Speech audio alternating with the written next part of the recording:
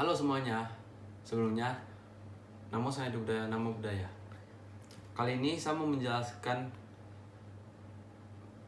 dua macam meditasi Anapanasati dan meditasi cinta kasih atau Metta Bhavana. Oke. Meditasi merupakan ajaran agama Buddha sebagai pemusatan pikiran untuk memperoleh ketenangan dalam mencapai tingkat tertinggi atau nibbana.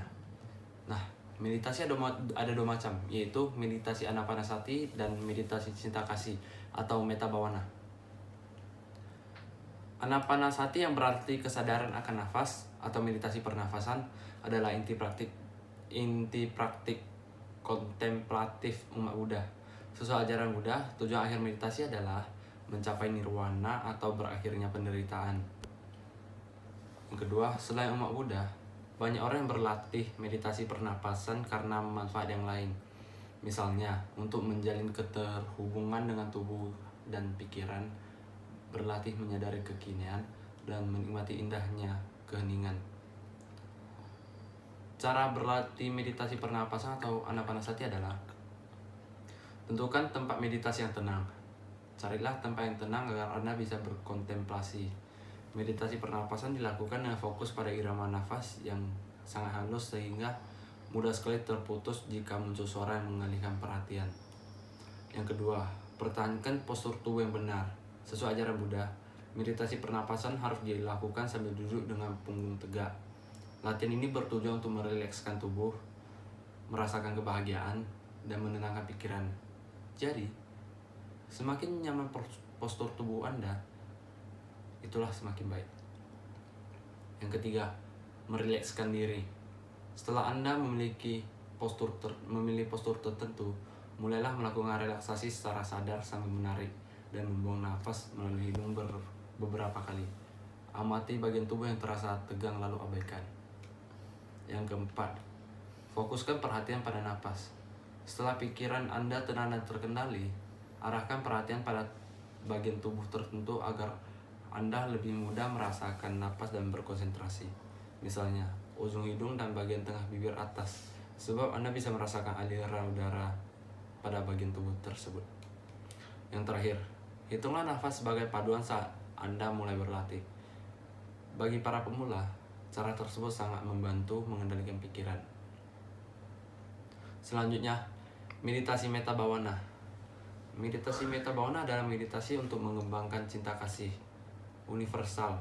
Makhluk apapun yang berdiam di bumi, apakah manusia atau hewan, masing-masing memiliki peran, masing-masing dengan jalannya sendiri untuk memperindah dan memperkaya dunia ini.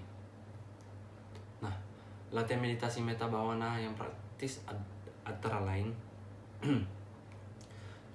Metta atau cinta kasih. Waktu mulai melakukan meditasi cinta kasih, pertama-tama Anda mengirimkan pikiran-pikiran penuh cinta kasih dan kebaikan untuk diri Anda.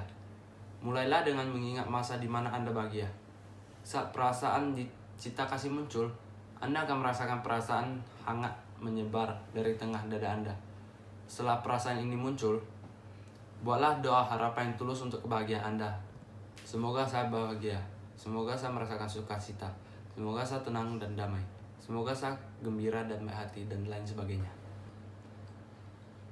Yang kedua adalah merilekskan ketegangan. Yang berikut adalah bagian yang sangat penting dari meditasi. Setelah Anda mendoakan kebahagiaan sendiri, perhatikan ada sedikit ketegangan di dalam kepala Anda, di pikir Anda. Segera lepaskan. Lakukanlah dengan merilekskan pikiran Anda sepenuhnya. Rasakan pikiran membuka dan menjadi semakin tenang. Lakukan hanya sesekali. Bila ketegangan juga pergi, tidak jadi masalah. Anda akan bisa melepaskannya selagi ada di objek meditasi Anda atau sebagai pusat perhatian Anda. Janganlah terus-menerus mencoba merilekskan pikiran tanpa kembali ke pusat perhatiannya. Selalu dengan lembut mengembalikan perhatian Anda yang tenang pada perasaan yang bahagia. Yang ketiga, bagaimana cara duduk bermeditasi. Waktu Anda duduk bermeditasi, janganlah menggerakkan badan Anda sama sekali. Duduklah dengan punggung yang tegak tetapi tidak kaku. Berusaha agar setiap tulang punggung Anda nyaman tertumpuk satu sama lainnya. Posisi ini membawa dada Anda sedikit maju sehingga akan lebih mudah memancarkan perasaan cinta kasih. Yang keempat, bentuk-bentuk pikiran yang akan muncul. Bentuk-bentuk pikiran bukanlah musuh Anda. Jadi janganlah perangi pikiran-pikiran itu atau mencoba mendorong mereka. Jika sejumlah pikiran-pikiran datang dan membawa perhatian Anda ke sana, perhatikan bahwa saat itu Anda tidak lagi mengalami perasaan cinta kasih dan membuat doa atau harapan. Jadi hanya lepaskan pikiran itu. Walaupun sedang ada di tengah-tengah satu pikiran tertentu, hanya lepaskan pikiran itu ada di sana. Biarkan itu ada di sana. Lakukanlah tanpa memikirkan pikiran itu. Tidak jadi masalah bila pikiran itu terkesan penting saat itu. Yang kelima, nafsu keinginan dan identifikasi ego. Nafsu keinginan dan ide yang salah tentang diri selalu terbentuk sebagai ketegangan atau ketatan di dalam kepala atau pikiran Anda.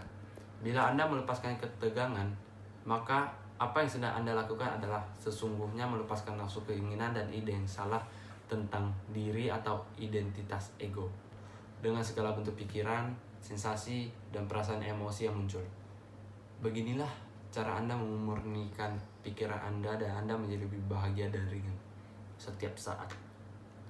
Nah, manfaat meditasi adalah yang pertama, mengatasi stres. Manfaat meditasi yang pertama adalah dapat mengurangi stres. Stres merupakan awal dari berbagai masalah kesehatan mental lainnya, seperti gangguan tidur, depresi, serta rasa cemas berlebihan. Selain itu, stres juga bisa mengundang berbagai penyakit menghampiri penderitaannya. Yang kedua, meningkatkan sistem kekebalan tubuh. Selain manfaat mental, meditasi juga memiliki manfaat dalam mengatasi berbagai masalah kesehatan fisik, seperti bisa meningkatkan sistem kekebalan tubuh. Dengan manfaat ini, kamu bisa terhindar dari flu dan batuk yang ditularkan oleh orang lain dengan rutin berolahraga dan melakukan meditasi. Kamu bisa menghindari resiko timbulnya penyakit flu dan batuk. Yang ketiga, mengatasi depresi dan rasa cemas. Depresi merupakan efek dari stres, jadi sama dengan stres. Depresi pun bisa diatasi dengan meditasi karena memberikan ketenangan dan kenyamanan pada seseorang. Dengan melakukan meditasi selama 30 menit dalam sehari secara rutin, dengan latihan aerobik, maka kamu bisa mengurangi gejala depresi bahkan sampai 40%.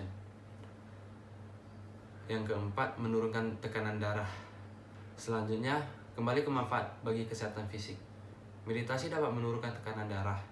Tentunya tekanan darah tinggi bisa mengakibatkan efek yang buruk terhadap jantung. Bila tekanan darah tinggi, jantung akan bekerja lebih keras dalam memompa darah. Hal ini mengakibatkan fungsi jantung semakin buruk dan membuat kamu lebih mudah terserang penyakit jantung. Dengan melakukan meditasi, kamu bisa menurunkan tekanan darah dengan mengurangi tegangan pada jantung. Yang kelima, tidur lebih nyaman. Seperti yang disebutkan sebelumnya, stres merupakan biang dari berbagai masalah kesehatan lainnya, termasuk dari mengganggu kualitas tidur.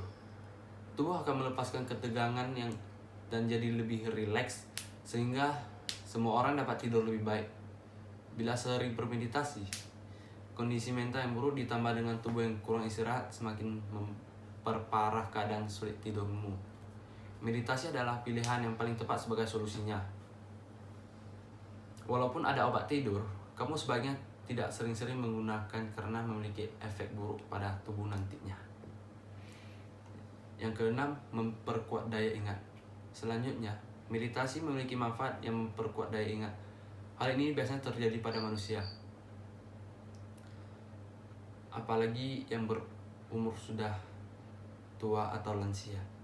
Semakin bertambah tua, fungsi otak akan menjadi menurun.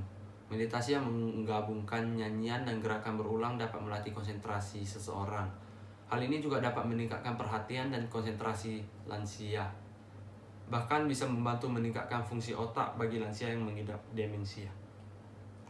Dan yang terakhir, yang ketujuh, melawan kecanduan. Meditasi juga bisa membantu orang yang memiliki kecanduan terhadap sesuatu. Hal ini karena sikap disiplin yang diterapkan saat meditasi, sehingga seseorang yang memiliki kecanduan terhadap alkohol dapat mengendalikan keringanannya untuk tidak minum lagi. Seorang pecandu akan menjadi lebih paham cara yang paling tepat untuk mengendalikan rasa candunya berlebihan tersebut.